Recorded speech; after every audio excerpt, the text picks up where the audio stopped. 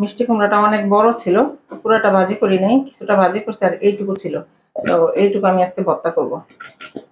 কেটে নিচ্ছি, এটা সিদ্ধ করে আজকে ভর্তা করব। মিষ্টি কুমড়া সিদ্ধ বসিয়ে দিয়েছি।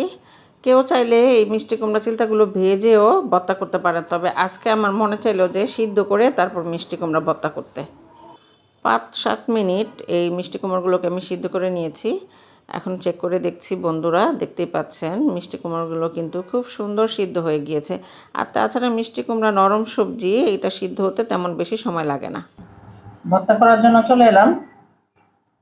পেঁয়াজ নিয়ে নিয়েছি, এই যে ধনিয়া পাতা,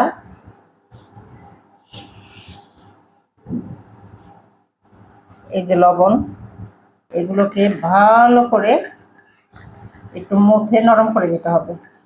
শুকনা মরিচ দিয়ে করব, শুকনা মরিচগুলোকে তেলে এনেছি, ভালো করে এই যে মিশিয়ে নিচ্ছি। একেবারে ভর্তাটা লাল লাল হবে, এখনই খাইতে ইচ্ছা করতেছে। যারা শুকনো মরিচ খেতে পারেন না, এই ভর্তাটা কিন্তু তারা কাঁচা মরিচ দিয়েও করে খেতে পারেন। কাঁচা মরিচটা তেলের মধ্যে ভালো করে ভেজে নিয়ে তারপরে যে এরকম করে চটকিয়ে তারপর ভর্তাটা করতে পারেন। তবে ভর্তার মজা কিন্তু শুকনো মরিচেই। বেশ খানিকটা তেল দিয়ে দিচ্ছি, সরিষার তেল। আবার ভালো করে মাখিয়ে নিচ্ছি। ঝাল ঝাল ভর্তা, এই ভর্তাটা দিয়েও কিন্তু গরম গরম ধোয়া ওঠা ভাত খেতে অনেক ভালো লাগে। এই যে মিষ্টি কুমড়াগুলো নিয়ে নিচ্ছি, এখন এগুলোকে এই যে এরকম করে একটু মেখে নেব। মিষ্টি কুমড়া কিন্তু এই যে তেলের উপর ভেজে খায় না, ওইরকম ভেজেও এই ভর্তাটা করতে পারেন, সেইটাও কিন্তু অনেক মজা হয় খেতে। তবে আমি কিছুদিন আগে একটা ভিডিও দেখলাম, যে ভিডিওর মধ্যে এই যে এরকম করে সিদ্ধ করে তারপর মিষ্টি কুমড়াটা ভর্তা করে। তো চিন্তা করলাম নতুন জিনিস একটু ট্রাই করি। তবে আমি কিন্তু বেশিরভাগ ভেজেই, মিষ্টি কুমড়াটা ভেজে তারপরে ভর্তাটা করি।